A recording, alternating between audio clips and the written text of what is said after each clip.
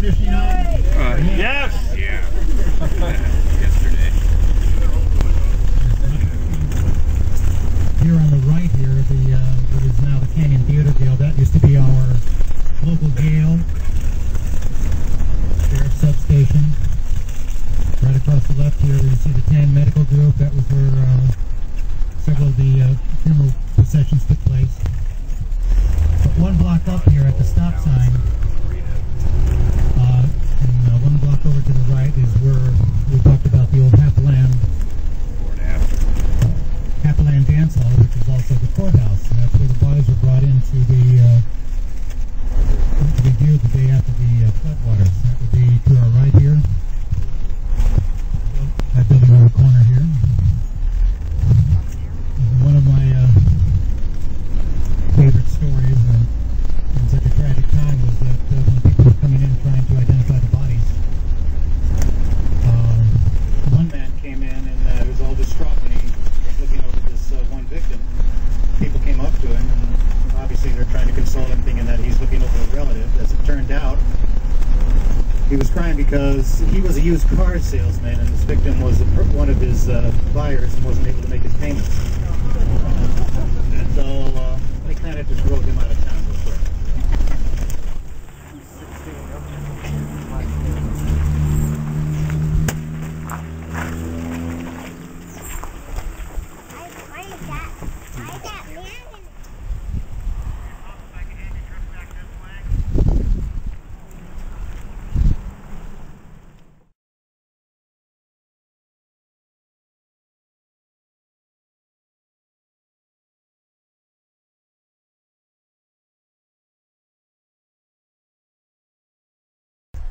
This was underwater before it broke.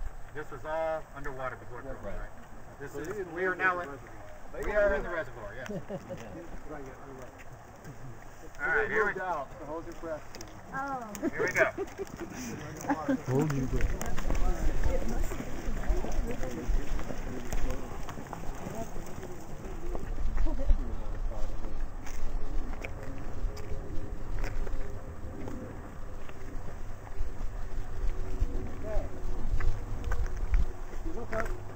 If you look up where I'm pointing, you see that piece of iron sticking out of the hillside. Okay. Long before this road was shut off and I was able to hike in here without being sideswiped by motorcycles and cars, I always thought this was a piece of superstructure or rebar, whatever. What in fact it is, it's a drill bit.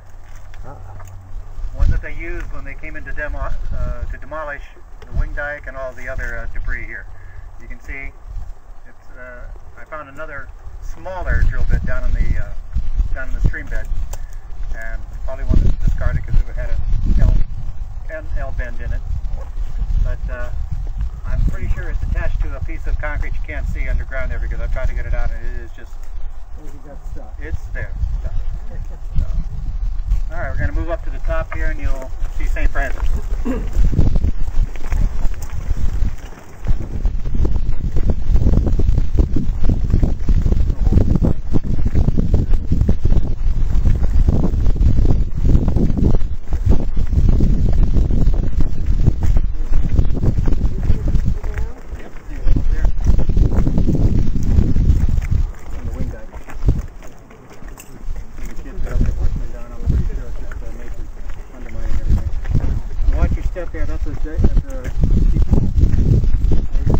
Okay, everybody, this is St. Francis to your left there. This is what before 2001 I used to call this the ground zero. This is where the dam stood. This trail you see here, this carved out trail in front of you, that's a bulldozer trail that they cut through there when they were putting the debris away. What it is cut through is the structure, the entire length of the dam itself. That is the full concrete of St. Francis. When they came in to demolish the dam, they carved in two huge holes. In fact, you can still see the horizontal lines in the rock right there. That's where they came in and jackhammered out a hole, filled it with explosives, blew it up, and let it fall into a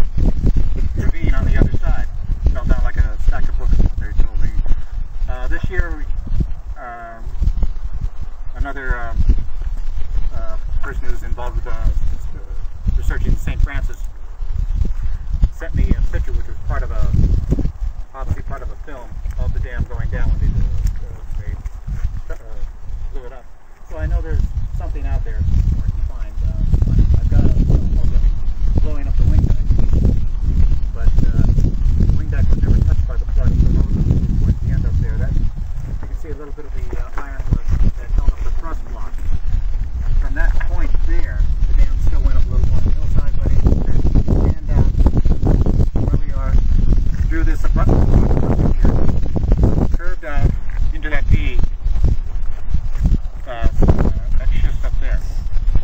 Now, the debris on the hillside over there,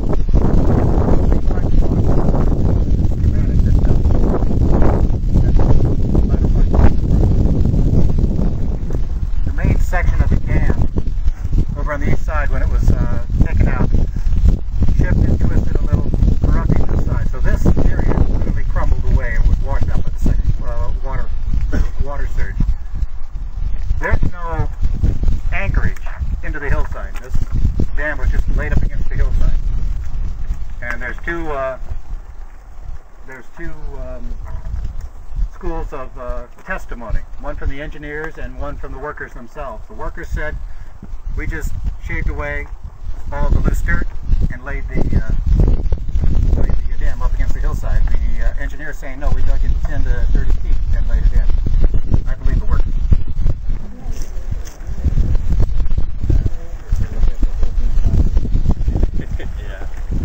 Okay, everybody, what we're going to do now is we are going to hike up the trail up on the ridge to the overlook. As you come up and you see that burned out stump to your right, that's what's left of the coral power line.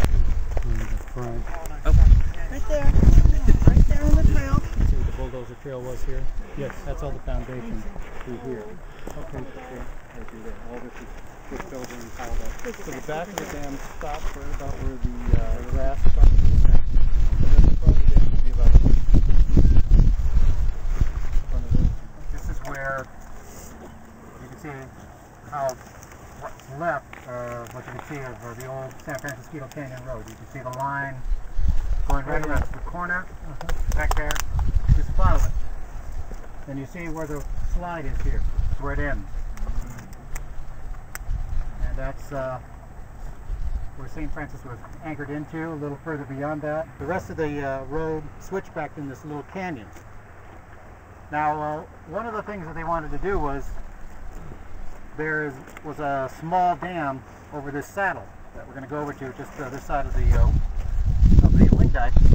They had plans to make an auxiliary spillway, so eventually water would be able to be let out of that area down this canyon and into the channel. So that was what they had planned for St. Francis.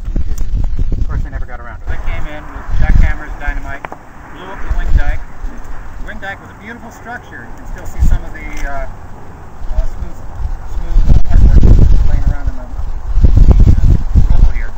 But they blew it up, thinking it would blend into the natural topography after a while.